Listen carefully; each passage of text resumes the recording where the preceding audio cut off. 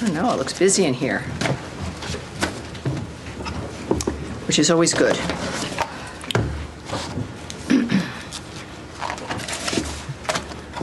All right, we've got, welcome aboard, everyone. Nice to see you. Thank you very much for being here. I don't know if it's a beautiful day outside, but it's a beautiful day in here. All right, I'm Tammy Bruce, of course. I'm the spokesperson here for the State Department. And everyone watching at home, however you're seeing us, thank you all very much. You can get us at the State Department X account, I believe, also at state.gov. I know C-SPAN viewers are always with us, and I appreciate that, as well as a variety of other streaming. I don't know. There's my young man who was not here last time because he was traveling, Tommy Piggott, our principal deputy. And he will be briefing on Thursday, by the way, as we begin here. So let's start with the statement, shall we? Here on this, is this the last week of July? Is that possible? It's getting close. It's weird. Everyone's saying no. All right, I'm already wrong. All right, everybody. As of Friday evening, there are no wrongfully detained Americans in Venezuela, and we want to keep it that way. We are committed to doing everything we can to prevent one American national from being wrongfully detained by the Venezuelan regime ever again. To this end, I want to reiterate our clear warning. No one should go to Venezuela. We have the risk, certainly, of wrongful detention of Americans, of dual nationals, of lawful permanent residents. Whoever you are, don't go there. The risk is extremely high. Americans who travel to Venezuela or nearby border regions risk being wrongfully detained for months or even years, and release is never a guarantee. You can stop that yourself by not going to Venezuela. Further, the days of unelected health bureaucrats in Geneva running over the American people are over. It's a good day. In collaboration with the Department of Health and Human Services, we formally notified the World Health Organization of our rejection of the 2024 International Health Regulations amendments, which were set to become legally binding regardless of our WHO withdrawal. The 2024 IHR amendments broadened the WHO's mandate to include not only public health emergencies of international concern, but also, quote, events or conditions that may have the potential to become emergencies. How nice for them. This allows the WHO to deem what constitutes an international threat. We know from COVID-19 that an expanded international health bureaucracy will use their authority to centralize decision-making, stifle scientific debate, and censor free speech. Rejecting the 2024 IHR amendments reaffirms our position that U.S. public health policy will be shaped by Americans for Americans. And with our HHS colleagues, we are proud on delivering that mandate. And today, the United States informed Director General Audrey Azoulay of the United States' decision to withdraw from the United Nations Educational, Scientific, and Cultural Organization, also known, of course, as UNESCO. Continued involvement in UNESCO is not in the national interest of the United States. UNESCO works to advance divisive social and cultural causes and maintains an outsized focus on the UN's Sustainable Development Goals, a globalist ideological agenda for international development at odds with our America First foreign policy. UNESCO's decision to admit the, quote, state of Palestine, end quote, as a member state is highly problematic, contrary to U.S. policy, and contributed to the proliferation of anti-Israel rhetoric within the organization. Continued U.S. participation in international organizations will focus on advancing American interests with clarity and conviction. Based on President Trump's executive order, continued participation in international organizations is under review, and this is one result of that review, confirming the importance of making sure that all of what we do comports with the America First agenda. And finally, In today's topper, President Donald Trump met with Philippine President Ferdinand Marcos Jr. in Washington, D.C., following Secretary Rubio's meeting with President Marcos yesterday. Both meetings reaffirmed the ironclad United States-Philippines alliance as vital to peace and stability in the Indo-Pacific region, while advancing closer economic ties, including supply chain cooperation. Secretary Rubio announced plans to work with Congress to provide $15 million for private sector development in the Luzon Economic Corridor, part of a broader, more than $60 million initiative focused on energy, maritime issues, and economic growth.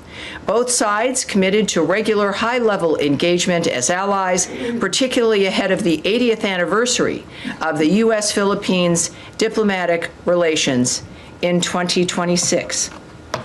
So that is coming up, and I will now take your questions, and we'll go to Nadia. Thank you, Tammy. I have two quick questions. The first one is quick. The second is not that quick. The first one is about Syria. It's reported that Ambassador Tom Barak is going to chair a security meeting between Israel and Syria. Is this to avoid the scenario we've seen last week? Can you elaborate on this potential meeting between them? Well, what I can tell you is that all parties have reached a cessation of hostilities. We are calling on the Syrian government to lead on the next steps and hold all perpetrators of violence accountable for their actions. The United States government supports Syria's national unity and a peaceful and inclusive resolution with its minority constituents. I did speak with the Secretary briefly, actually just before coming up here, which is why I was a little bit late. But he expressed his optimism regarding the current situation, that the Syrian government agreed to a boundary to not go into the Soweto area, but that there would be a boundary to make sure that jihadists were also not going in, to maintain some part of the peace, if you will, and he was enthusiastic about that was unfolding properly, and that everyone involved in the atrocities would be held accountable. And that could include people who also may be affiliated with the Syrian government. Obviously, a good opportunity for them to show their commitment to what needs to be achieved there. Yes, Caroline, your colleague said that President Trump, and I want to quote him just to be precise, she said that President Trump hated seeing pictures of starvation of women and children trying desperately to get to the aid. He wants to see it done in a peaceful manner. As you know, there's 1,000 people have been killed around the food distribution center. So how can the State Department or the administration fulfill the president's statement of what he said now to make sure that the food amount is increased more than the 80 million that you mentioned to us before, and to make sure that people are secure and not killed while they're trying to get the food? Right. That is clearly our North Star. It is the thing that is uppermost in mind for the president, to still get peace so that these issues are no longer issues. Also, in my conversation with the Secretary, he has noted that Special Envoy Witkoff is heading to the region now, to the Gaza area. And we all have, as the President and the Secretary and the envoy, a strong hope that we will come forward with another ceasefire, as well as a humanitarian corridor for aid to flow, that both sides have in fact agreed to this. So we are looking forward to that arrangement and to a possible framework, again, regarding a ceasefire. Remember, we had one before, which Hamas broke. But what the Secretary indicated was, again, an aid corridor that needs to be set up, that both sides have agreed to, that the humanitarian situation, of course, has been a main focus of what our concern has been, obviously. And so I'm hoping, as I mentioned to some of you earlier in the day in our conversation, that each day has the potential to have this be better. We're working on it constantly. And so I would suggest that we might have some good news, but again, as we know, this can be constantly a changing dynamic. He's going to the Gaza area? Correct. He's going to the region. Well, let me just say, this is a very quick conversation. It was on the telephone. He said the area. He said Gaza, the area. Now, of course, it could be, we have many, many partners there, many allies. So keep that in mind when it comes to the specific location of the envoy. I do not have that, but it's in a dynamic to where we're looking to finalize this arrangement. Yes, Andrew Mitchell. Hi there. Thank you very much. Recognizing that, as you've stated many times, as we know, Hamas started this and can finish it. Yes, ma'am. I just want to take it from there, from where you just left yes. off.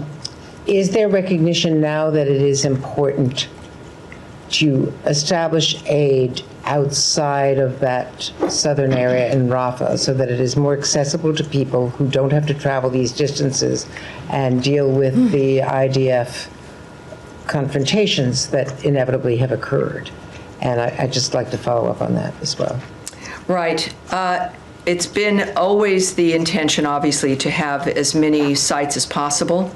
And again, it's been the difficulty of being in a war zone and what you can do and what you can arrange.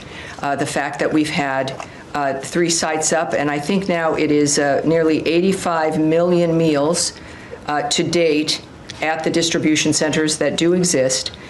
Clearly, it's not just a dynamic of wanting more distribution centers in a war zone. Our goal is to have not a war zone, and the aid corridor that the Secretary mentioned to me, so that multiple entities can deliver aid and whatever is needed in that region without being eluded and hijacked by Hamas.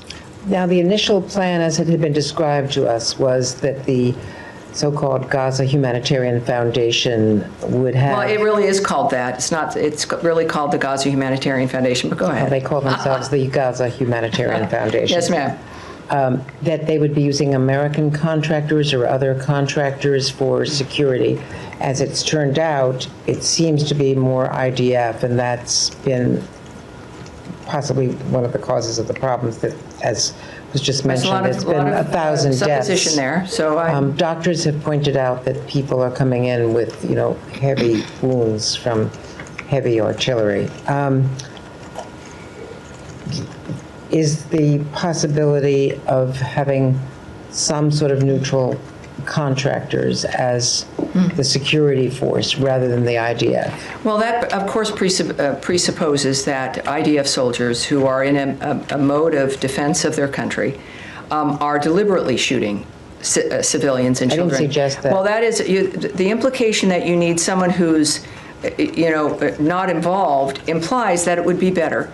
It is a dynamic where, and I think even a horrible situation over this weekend regarding a UN convoy in Zikim at a crossing, that more than 30 people were killed in that dynamic trying to access food, because that is the focus of every human being. This has got to end. Well, not every human being, but certainly Hamas is preferring the way things have been.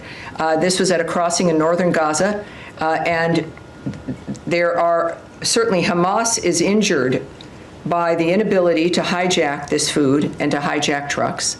And they are injured by the success of GHF and what it's been doing, because they have not just looted these trucks, but they've weaponized the money that they make from this food, and then they control the population with it.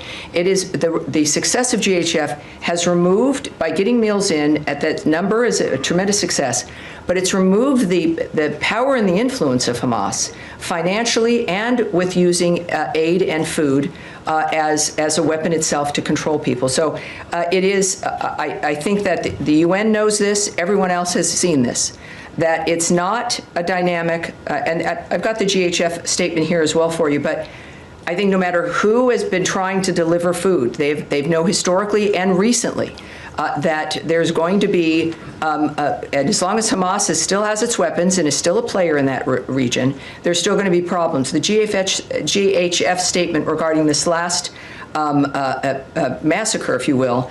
We're deeply saddened by reports that more than 30 people were killed while trying to access food from a UN convoy at the Zikkum crossing in northern Gaza as humanitarian efforts face escalating violence. Like most incidents, this incident is not linked to GHF, despite what was falsely implied by various newspapers. These tragedies deserve visibility. The entire aid system is under immense strain. We hope reporters will cover these incidents with the same scrutiny GHF receives, because understanding the full picture is essential to protecting civilians and improving aid delivery. And have you seen the statement by 28 countries led by some of our closest allies in Europe? Yes, and I think it's nice to know, and many of certainly it's our allies and friends, it's a demand for the war in Gaza to stop. And we, of course, we've taken actions on that, I think, as we've seen, and we wonder why certain things have continued unabated, or at least in a kind of a perpetual loop, is because strongly worded letters don't stop this madness. Strongly worded letters won't stop Hamas. Strongly worded letters wouldn't stop Iran. Strongly worded letters are fine, and it's good to know where people stand. I appreciate that very much. The United States, through the leadership of President Trump, and the guidance and the hand also of Secretary Rubio, and of our remarkable envoys, put their lives at risk, take action, make decisions, confront important questions, sometimes when it works, when it doesn't work.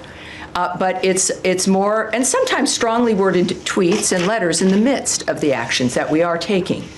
So we appreciate their sentiment, but I think that the fact of the matter is that we have a history here of recognizing that we have work to implement what they issue as their desire for the war to stop, and we've been taking action on that. So we know that the conflicts which we are trying to end do not end because of letters or even conferences, but because of intense diplomatic efforts. We are leading that effort alongside Egypt and Qatar.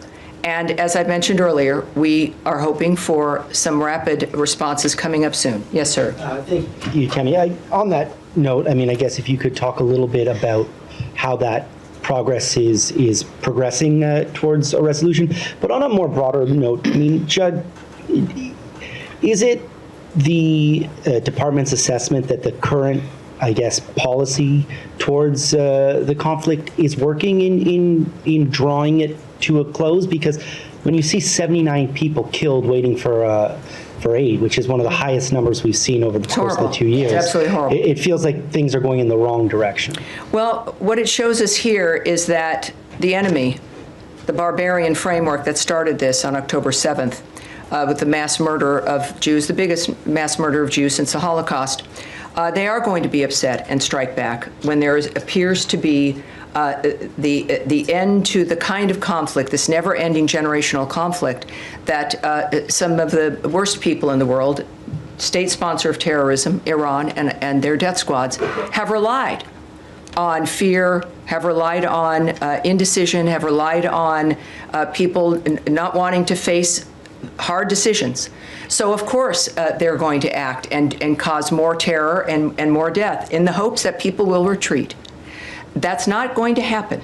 And it means pushing through, making sure you stay on the line, making sure you have the goal in mind, what you're trying to achieve, if it's achievable, the willingness, yes, to use diplomacy, and as President Trump has indicated, other mechanisms in which to get the job done. So I would argue that Hamas, being desperate and doing more horrible things, that's not new for them, right? That's their hallmark, is something that horribly, it's not a surprise, but that the work to end this from going again and again and again and having the same conversation in 100 years is obscenely unacceptable. So we see the results. It has been, when you say if there's been progress, the parties have been at the table. There have been agreements, one of which, of course, is broken. There can be another one. We're determined for that. Certainly, their sponsor is on their heels, for lack of a better phrase, because they also found out that President Trump is a realist and is serious. So I think that it is clearly shown progress. It's clearly shown a direction. And the accomplishment of one of the red lines from President Trump, which is that Iran will never have a nuclear weapon. Well, guess what? They won't. Yes, Humaira, Reuters. Yes. Just to go back to your conversation with the Secretary, I understand that's what he said, Gaza area, but can we at least say Steve Witkoff is going to the Middle East right now, as we speak? Gaza area is a little Yes, bit of a yes. Middle East. Based on I don't have specifics, and I'm sure we have an incredible team that works with Special Envoy Witkoff here in the building, or probably now grabbing the television and watching and saying, so I don't have the specifics of exactly where he'll be, but clearly it's in a position where he's going to be able to continue with the negotiations that will lead us to this, hopefully, ceasefire. Right, and you also said that one of the things that Secretary indicated, an aid corridor that needs to be set up that both sides have agreed to. Yes. So is the United States basically negotiating for an aid corridor that is going to include other humanitarian implementers like UN and others? Well, you're asking for so much, and I appreciate that about you because you're always a few steps ahead. That would require speculation on my part. It would require guessing on your part. What I know is what I said to you based on what the Secretary said to me. And one more thing. One more. In your answer to Nadia, are you actually confirming that this meeting is happening with U.S. Envoy Tom Barak and officials from Israel and Syria? And can you tell us where it's happening? No, I can't confirm any of that. Thank you. Yes, ma'am. Thanks, Tammy. Going back to the American who was murdered in the West Bank, the president last week indicated there would be a meeting in which the Israeli government would give more information to the U.S. about his murder. Did that meeting take place, and what else can you tell us about that? Unfortunately, there's not a great deal I can talk to you about the family and the nature of the conversations. Of course, we have confirmed the situation with his death. But the conversations or what has transpired at this point is not something that I'm able to share at this stage. And then another American was murdered in Syria last week. His family says that he was murdered by officials with the interim Syrian government. Is the U.S. planning to hold them accountable for this death? Well, again, you're saying something here that everyone hears. That is not something that I would confirm or would know or would say as a matter of fact, because a reporter says it here in the room. We can say, of course, that Secretary Rubio has emphasized the importance of prioritizing the safety and security of U.S. citizens. We can confirm the death of, and this is the Suwaida region, what we're discussing, of Syria last week, of U.S. citizen Hossam Saraya. We offer condolences to the family on their loss. We are providing consular assistance to them, but in the midst of the further conversations, I can't give you any more details. Except what we've already discussed. And then quickly on Haiti, the Secretary announced yesterday that he had determined a number of legal permanent residents had ties to what has now been determined to be a Haitian FTO. How many people were affected by this? How did you determine that they had ties? Yes, again, for everyone at home, FTO is a foreign terrorist organization, so it's a very serious dynamic. Last month, Secretary Rubio determined that certain aliens with U.S. lawful permanent resident status who have supported and collaborated with Haitian gang leaders connected to Vive Ensemble, a U.S. designated foreign terrorist organization, are deportable due to the potentially serious foreign policy consequences of their continued presence in our nation. Vive Ensemble is a driver of the violence and criminality in Haiti, contributing to the island's instability. The Department of Homeland Security also steps in here. They will pursue the removal of these aliens from the United States pursuant to our laws.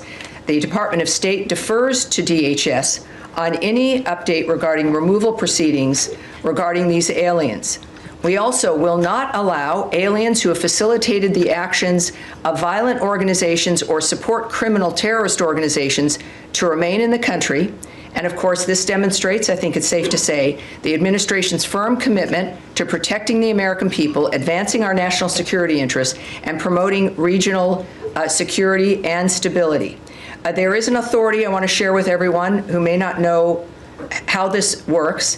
These actions are taken pursuant to Section 237A4C of the Immigration and Nationality Act. Under this section, also referred to as 4C by many, of the INA, an alien is deportable if the Secretary of State has reasonable grounds to believe that the alien's presence or activities in the United States would have potentially serious adverse foreign policy consequences for the United States. All right, yes, sir.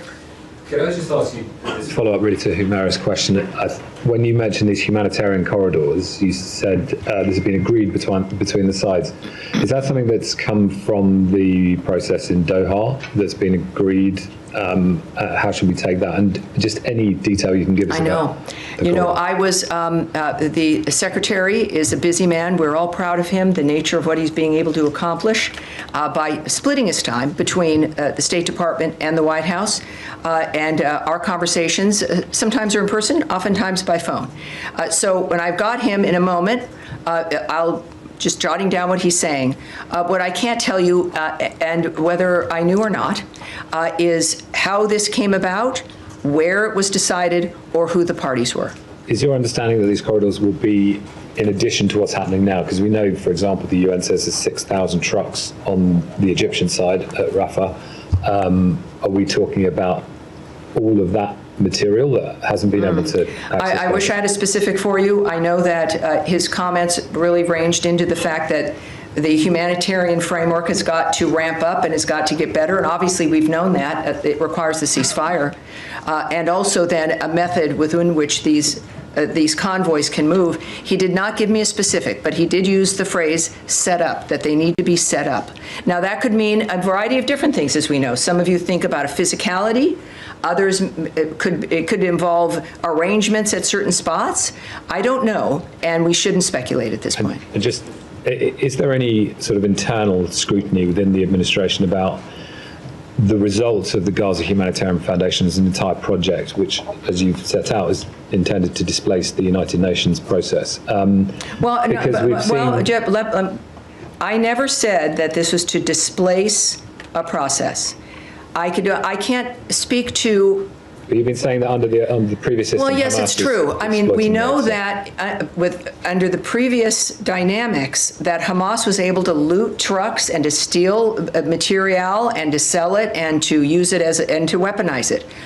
But the decisions made, since now GHF has been able to get food in and to distribute it, yes, there have been some difficult circumstances, to say the least, because it's a war zone with a terrorist group. We recognize that. It's imperfect and it's difficult, but they've done it in a way that made it possible. I don't know what has made the others so vulnerable to theft and hijacking and everything else that has really only landed the food with Hamas. And we saw that with this weekend, and then a few weeks ago, another dynamic where trucks themselves, the entire truck was, multiple trucks were hijacked. So I don't know the entire UN plan or their decision-making process. What I do know is that GHF did it differently, and the different approach has worked. But the result of this system is starvation, and everyone can see it. I mean, this is beyond any doubt now. And a bag of flour is costing $70. So the value of those commodities actually to Hamas or other groups that want to steal them has gone up under this system. Well, look, we know, without needing to refer you to the Treasury Department, that supply and demand is an issue wherever you are. And of course, we're talking about this as though it's like a city in distress. It is an obscene result of obscene mass murder and madness. It is not a normal environment. It's not a human environment. It is placing, as I've said from the beginning, the first victims of this situation have been the people of Gaza. And it is time, and President Trump has pointedly made this declaration about his intentions, is that this is going to stop, and it requires new ideas. It doesn't, the old ideas maybe were well-meaning, and they kept doing it. It was always the same result. Maybe it's well-meaning. I can't speak to that. What everyone needs to recognize is that the current situation works, and yet there is still this bizarre resistance. And look, I'm here because I love the country, as our diplomats, and there are other things that go on in the world when it comes to finances and, Hamas being able to use a dynamic like this for its own benefit. That's horrible. But what we know is that we had to get food to people in the meantime and then change the dynamic on the ground, and that's what we're doing. All right. I know, Saeed, yes, sir. Thank you, Tammy. Two quick questions. A follow-up on Tom. Between the 20th of January till the 2nd of March, upward of 600 trucks were going in a day. There's no evidence of, any trucks were being stolen. No evidence of violence around the aid and so on. Doesn't that speak well of the former system that was in place to get aid in? Well, without knowing what you're referring to or having the data or who's reporting those numbers, that would be speculation on my part. What we do know is that in the immediate aftermath of October 7th, the defense that Israel was applying regarding that dynamic, the efforts to get food in to Gaza, even recently, have failed miserably. We do know that everyone, as they had stopped food delivery because of the dangers on the ground. That was the driving force, was even for us before GHF, was we want to get material into the region, but we want to be able to do it somewhat safely and without it being looted or taken by Hamas. And no one had ideas about how to make that happen, and the GHF plan achieves that. What comes after this, I can't also tell you. That's a different, and there will be a day when we're discussing the redevelopment of Gaza and new issues about the markets of Gaza and the peace of Gaza and who's running Gaza. Those will also be maybe fraught conversations, but boy, I think we both look forward to those days. Yeah, another quick question. Yesterday, the Chief of Staff of the Israeli Army, General Zamir, said that the current strategy, including storming Deir al-Balah with tanks and so on, and including apparently the starvation strategy, is aimed at forcing Hamas to release the hostages. And today, Bezalel Smotrich, the finance minister, said that they have a green light from the Trump administration to basically remove Gazans by force and create. I need to stop you right there. I can't have a conspiracy theory, an accusation against President Trump about what someone says that they've been allowed to do. Saeed, we can't have that. And that's not something that belongs in this room with everything at stake, with so many people at risk. And then your answer is to bring up a conspiracy theory about what Donald Trump is saying or not saying. It's one thing to hear someone say it. It's another thing to bring it up in a serious room, of which I've shown you respect throughout. And that is unacceptable. And so we're going to move on. Yes, in the back, sir, Lastampa. Yes, sir. Yeah, thank you, Tommy. So about Israel, has anything changed between the relationship between the United States and Israel after the strike on Syria and the killing of all those Palestinians, although the Israelis are defending themselves? So can you elaborate a little bit? I would say you should ask the White House regarding their posture and what they've been experiencing. What I know is the president and the secretary in their conversations, in their attitudes about the world and what needs to happen, have been consistent. That they don't view Israel or any one of our allies or friends, they're not fair weather friends. These are relationships.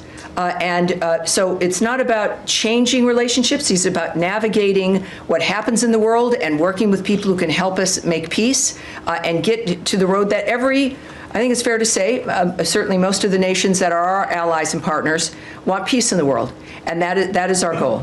Thank you. Yes. Just a quick clarification question on Special Envoy Witkoff's mission.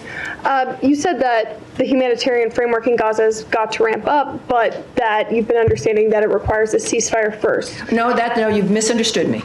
That's why there can be a ramping up, as an example, of GHF, who are continually working on how to expand and to have more areas in which to get food delivered. I would consider part of that, but if you're looking at scores of other organizations moving into that's only going to happen when it's safe. So when we think of ramping up, you can have that with more distribution sites for GHF or others who perhaps adopt their technique and strategy. But of course, if we're looking at, speaking of a normal environment, that requires a ceasefire. The carnage has got to stop. Hamas has to lay down the weapons that they have, and they've got to release the hostages. That was the other note that the secretary made to me, was the expectation of the release of hostages. I did not get whether it was a particular number or all of them, but that is something he mentioned. All right. Okay. Yes, Sean. Sure. Well, just a couple things. I mean, first of all, you were saying in UNESCO, you talked about the state of Palestine in quote marks. Ambassador Huckabee is in the West Bank today. He's in Ramallah. He met somebody from the Palestine Liberation Organization. He visited a Christian village in the West Bank recently. Could you talk about his increased engagement with the Palestinian Authority? Does this show a new, any sort of shift, any sort of new effort, and what are the asks of the Palestinian Authority? Right. I will not, as I haven't before, I tend to not characterize, I work hard not to, anyone's comments or anyone's activities, whether it's the secretary or an ambassador or an envoy or a diplomat. So I'm not going to characterize his remarks. I think we're led by a group of men and women who are pretty clearly speak for themselves. But I wouldn't speak on anything that extends beyond looking to his comments and his activities. Could also just follow up on the situation in Gaza. I feel obliged to mention, AFP. We've had reporters there who say that their situation is so severe now that they're actually they can no longer work because of the hunger, and the company has been trying to find ways to either provide them with what they need to survive, and it's just not possible right now. Are there any talks that the U.S. government has about how to help? Obviously, journalists aren't. It's a broader problem than just the journalists, but to help people who are there. It's not just AFP; it's other outlets. Either help people get out, help people get supplies that they need, and more broadly, whether to facilitate greater access for foreign journalists. So you're speaking about Syria? Excuse me, with Gaza. Oh, the Gaza Strip. This is a widespread problem. Yes, look, it's Americans, maybe sometimes we take it for granted when people get reports from an area, and we're interested in what the report is. And we see it with really every outlet in dangerous situations, when there's bombing and when there's drones. And it's good to remind people that it's a job that people have committed to, knowing where they're going to be going, and they're suited for that. And that is starting, of course, it's every journalist's desire to bring up information and to share things that people need to know. I know that our warnings have been very consistent regarding Americans and people in general not going to Gaza. I think that your outlets and others, no doubt if they have some issues, should bring it up to the U.S. government. But I think that when you go someplace and you know it's a war zone, that's a risk that is taken and accepted. But I know we have, whether it's the embassies with wherever you are in the world, that there are ways to contact the American government if you want to be helped to get out of an arena or whatever it is you're facing. But obviously, there's people there who didn't choose to be there necessarily, who are residents in all these war-torn areas. And then there's reporters who we owe a great deal to, who go to these areas and report to Americans for us. Sure, just to clarify, and the world. Just to clarify, we're talking about local reporters. Foreign reporters can't go in, and these people, they have no recourse. But I'll just say that I think all of us, anything that can be done to help the people who are there, I think all of us would be. Well, every single thing we're doing clearly is going to be beneficial for the people and for the people who happen to be reporters, for foreign reporters who want to enter an area. This is an opening that we're looking forward to, that the president spoke to a few days ago about his optimism about some news out of the Gaza area. Every single thing we're doing, it doesn't eclipse anybody, right? It's the Gazan people, whatever their professions are, and for the people who want to get into Gaza to report, it is, in all honesty, helping to facilitate reporters has not been at the top of our list. The top of our list has been to stop the carnage and to help hostages. But as a side effect, everyone wins when the world is at peace, when a region is at peace, when there isn't a terrorist group controlling a section of a country. All right. Yes, sir. And then I'll come up to you next. Thank you. Thank you, Tammy. Two topics for you. Number one, Justice Department officials held a discussion on Thursday with the parents of Malky Roth, the American citizen who was murdered with two others in the Sbarro bombing in Jerusalem back in 2001. The discussion centered around the possible extradition of Jordanian national Ahmed Tamimi. The Jordanians get $1.5 billion a year in foreign aid. Democratic and Republican administrations have skated by on this extradition issue for a decade and a half now, at least. What's preventing Secretary Rubio from pushing the Jordanians to finally go through with this extradition? Well, I would reject the premise of your question that nothing stops Secretary Rubio. But secondly, you've said a lot of things that I don't know where you've received that or what the context is or if it's completely accurate. So I want to get you an answer. We're going to take that away to see what we can get for you. Second, can I get a second topic? One more. In terms of Syria going forward, some of the sanctions obviously have been lifted by the Trump administration and some more on the way. Some, though, are determined by Congress, like the Caesar sanctions. Yes. There's two competing bills right now in Congress. One to completely lift the Caesar Act sanctions, another to kind of slow walk it a little bit, make it provisional on Syrian government meeting some parameters. Is there a particular preference that the Secretary has here for implementing the lifting of the Caesar Act sanctions? I have nothing to preview for you regarding a choice that the Secretary might make.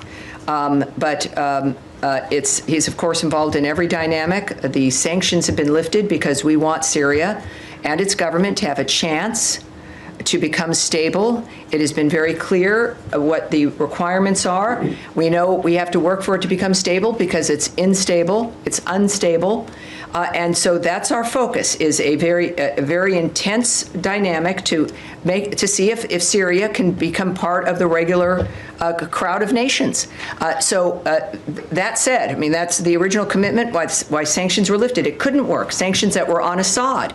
But we are finding whether or not, these days show us, whether or not the current government is able to act in a way that helps us get that stability. And so that is what's driving us now. Yes, sir. Thank you, Tammy. Back to the hostages, is the discussion you were talking about with Secretary Rubio. Yesterday, the families of the hostages released a statement saying they were concerned about this possible offensive as it gets to the issue of potentially hurting or endangering the hostages as they go forth. And I was wondering if there was any conversation that you can share that would focus or give a message to the families in terms of, as progress is being made in talks and so close, that this potential offensive may endanger the hostages. Well, I think that I don't have anything that I can tell you regarding private conversations or efforts that have been made, reaching out, of course, to hostage families. That has been a highlight of part of the obscenity of this entire event,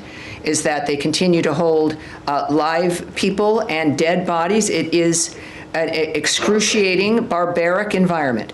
But of course, as you know, our engagement has been with everyone. We will do we will talk with whoever we need to talk with to have peace in the world. I can't tell you again conversations give you details of any conversations with hostage families, but all of us are well aware of the suffering that happens in a war zone. And our focus has been to stop that war, to stop the fighting, to have a ceasefire. And this is obviously, as you know and all of us know, a conversation the world has. And it is at the top of our mind as we work still to stop this carnage. Yes, sir. Thanks so much.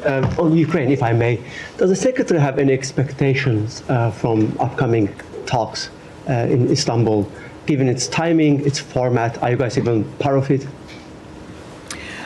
I can't necessarily speak to the Secretary's thoughts dynamically, but I know that our ambassador to NATO had a number of remarks to make that he made this morning on television regarding the talks. Again, this would be Istanbul. First of all, I can tell you that we're aware of the scheduling of a third round of talks being negotiated between the two parties. We continue to encourage direct talks between Russia and Ukraine in pursuit of a comprehensive ceasefire and eventual negotiated peace settlement. The Ambassador Whitaker in this case, said, "I'm encouraged that both sides are going to sit down again and negotiate because that's the only way this is going to be resolved. getting both sides to the table, getting both sides to the table is going to happen this week is important. It is an important next step, and I think that's all because of the leverage that the United States of America and President Trump continues to apply. He also noted that, as we've said repeatedly, constructive good faith dialogue is the only path to ending this war. That has been a hallmark of Secretary Rubio's remarks, that only the two parties can make the difference in deciding to stop this. And the president supports any mechanism that leads to a just, durable, and lasting peace. We have seen, continuous missiles and, drone attacks from Russia, even overnight, they claimed new lives. Today marks, yesterday marked 1 week since the president gave the Russians, I'm sorry, can you say who? Russians, have been attacking, Ukraine, Yes. claiming new lives. Yesterday marked 1 week since the president gave them 7 weeks. Are you guys doing any assessment at this point? Do you think this 1 week window already allows you to draw any conclusion about their behavior? I would caution when the president notes a block of time or a window that it could be any time in that window. We've already seen that in one instance. There is, at the same time, with negotiations, as I mentioned before, without going into the details, if there's a genuine negotiation happening and it's in motion, then things can change rapidly. That the day you set up a window, 2 days later, it can be different because of the conversations that have been had. So it's never a static, for most of us, if we make a plan, it's kind of a static plan for us. We have an appointment and we choose that day for the appointment next month. That's not the case here. These are opportunities that the president speaks about, which is a part of an important aspect of his leadership, and what the person who we are speaking with should know, that there might be some options, but it's not the only thing he's looking at. It's not the only dynamic that matters. And we've seen him give windows before, and he's acted very quickly within a block. And I think that's why it matters. So he knows. He's said very, very often, many times, he's not happy with what's happening and the choices that Russia is indulging in. Yes, sir, at the end of the row. Thank you, Madam Bruce. Ahmad Shaido from Azerbaijan. Tensions in northern Syria are rising, and we see conflicting interests between countries like Turkey and Israel. And recently, some Israeli voices said that after Iran, Turkey could be the next threat. And meanwhile, in Turkey, there are growing anti-Israel views. Some people are even calling for Turkish army to enter the Gaza. And recently, President Recep Tayyip Erdogan said that we will not allow the partition of Syria. Well, you're in a direction. Every single thing requires a speculation. It's comments that I've not. No, my question is that how do you assess the possibility? Well, what I'll tell you, when we of think about Turkey and Israel and that region, it's a very heightened environment, and many things are going to be said. What we can say is, of course, that all parties regarding Syria, of course, there's a cessation of the violence there. We don't see the activity that people are talking about or musing about. We don't see that. We know in many times recently, the president and the secretary have intervened in what could be horrible situations like the India-Pakistan dynamic, which they were able to stop.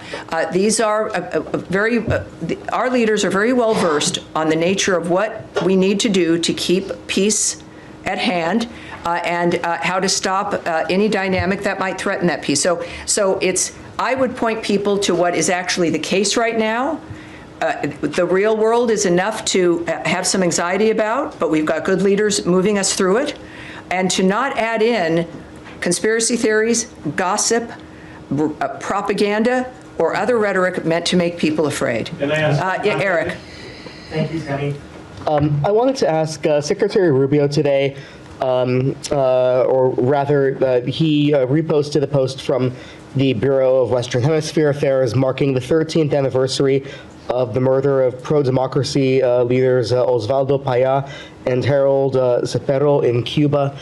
We've seen Rosa Maria Paya recently approved for incorporation as a member of the Inter-American Commission on Human Rights. Yes. Can you speak to any additional actions or any evaluation by the administration about the human rights situation in Cuba, any additional actions we might expect in terms of holding that regime to account? I have nothing to preview for you, but with what you've already noted and what we know about Secretary Rubio is, like with every other country that is in some regime-type trouble, he cares about the condition of the people who are there. He particularly, of course, he understandably cares about Cuba. We've seen him take actions in that regard, but I have no preview for you of anything that might come up later as well. Yes, sir. Thank you so much, Tammy. Question on Syria. You said that you are calling the Syrian government to lead to the next step and hold all parties who are involved in the violence accountable. Yes. Do you feel confident that the Syrian interim government has the capacity and the will to hold those accountable who were involved into violence in Syria, including those who were affiliated with them? Yes, we know. We're, of course, aware of those reports, and we're aware that some who might be affiliated but not directed by the Syrian government may be a part of that. Whether they have the will or the ability to do it, well, we're going to find out, aren't we? And they have something not everyone has, which is the power and the encouragement of the American people and of the American president. The Ambassador Barrack is one of our best. So they have that, and of course our actions to help facilitate that. And this is where we find out what people are made of and what they can actually accomplish. Another question on Iran. Iran and the 3 EU countries will hold a nuclear talks in Istanbul later this week. Yes, Friday. we discussed that a little bit already. Does the U.S. build any hope on it, or have you gave Iran, or have you set the end of August as a deadline for Iran to come back to the table and make a nuclear deal with you? Yes, as the president has said, the Iranian people stand to benefit from negotiating in good faith. The ball is in their court. The Iranian leadership has a window of opportunity to choose a path of peace and prosperity for their people, and we are also ready to talk directly to the Iranians. However, we are also closely coordinated with our E3 partners, and we would refer you to our European partners for more information about what happens in that meeting. All right, right there, back, gray suit, in the glasses, right there. Thank you so much. First of all, thanks. Your press team shared the detailed response of my question regarding violation of Indus Waters Treaty by India. Excellent, good. Your statement says that Pakistan and India, US will encourage direct communication between Pakistan and India to resolve this issue. But I remember President Trump, when he was in Saudi Arabia, he asked Secretary Rubio to invite leadership of Pakistan and India to normalize that relation between the two countries. He, after stopping the war between India and Pakistan, he also offered to mediate on Kashmir. So I was just curious, what are your thoughts that, direct communication on Indian Waters Treaty, but what about Kashmir and the relation? And not many questions here make me smile. And we have a lot of good news, and it's I know we talk about the bad news because things need to be fixed, and then you have a focus on it, and then we know how to move forward. And also the fact that, yes, when I say we're going to take a question back and we need more information, you're the proof that, in fact, we do get back to you. And we have Pakistan, who's going to be here for a bilat, and I'll be participating in that, so I'm looking forward to that as well. One more question. President Trump, on many occasions, he said that he will knock out ISIS, Daesh, from all over the world. We have seen some success in Syria and Iraq. But this group is, again, organizing in Afghanistan, ISIS, Al-Qaeda, TTP, BLA, and many others. So when we are expecting any targeted strikes against these terrorist networks in Well, we know, of Afghanistan? course, from his first term that he obliterated ISIS. And then we had a 4-year gap where they had opportunities to regenerate themselves. Well, I won't get ahead of the president, but we can all look at his previous performance and his commitment. And very often, of course, that can give us a bit of an idea of how he's going to be moving forward. All right, yes, in the back in the white shirt, sir. Thank you so much. I would like to ask about... Can you say your name and your outlet, please? My name is Jordana from Khabar Agency. All right. So according to information from Russian Borders Customs Service, the main trading partners... Keep going. Keep going. Main trading partners of Russia are China, India, Turkey, and Kazakhstan. Do you have any message to those trading partners of the Russia, according to the secondary sanctions? If we have a message to anyone who's trading with Russia, that will come from the president and through actions that we take as a government. And we will use information that we have that we've confirmed here, as opposed to maybe a report from a Russian border agent. But I appreciate that, and we've been very clear about our concern that there are multiple countries who are party to what's happening between Russia and Ukraine. And those who, like with China, where there's like 80% of dual-use material is from China for Russia. So we understand this. It's an open globe when it comes to trade, but the president and the secretary have many tools in their tool chest when it comes to how to address that issue of supplying regimes that are causing trouble or are certainly affecting our national security. And we do that regularly.